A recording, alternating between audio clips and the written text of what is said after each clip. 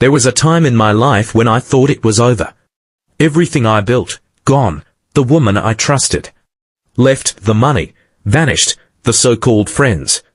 Disappeared the moment I needed them most, and I did what most men do when life punches them in the face. I broke. For a while, I just existed. I couldn't sleep, couldn't focus.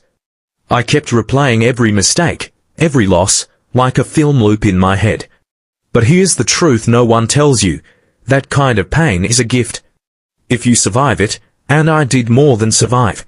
I came back stronger than I ever imagined possible because I stopped running from failure and started learning from it. That's when I found stoicism, not in a classroom.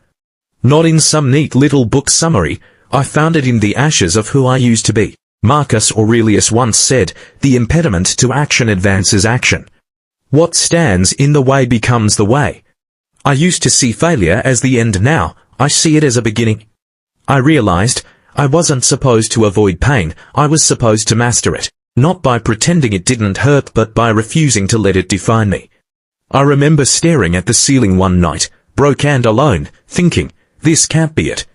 And in that silence, that stillness, I heard the faintest whisper of clarity. You're still here. You haven't lost everything because you haven't lost yourself. Seneca wrote, "It is not that we have a short time to live, but that we waste much of it." How much time had I already wasted wallowing in regret? In self-pity. That's when I made the decision. I would rebuild, brick by brick, habit by habit, mindset by mindset. No more blaming the world. No more chasing validation. I would become a man who could lose everything and still smile. That's the core of stoicism.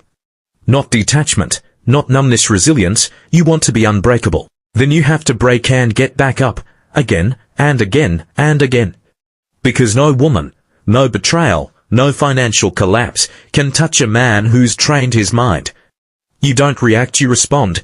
You don't panic, you observe. You don't chase, you attract. Epictetus said it best, it's not what happens to you, but how you react to it that matters. Let that sink in. Every setback, every failure, every painful experience. It's your training ground. Life isn't punishing you, it's forging you. Look, I'm not here to sell you a fantasy. There's no overnight transformation. No magic mindset switch, but there is a process. There is power in stillness, power in saying, this happened. And now I decide what comes next. I stopped begging for peace from the world, and I started building it inside myself.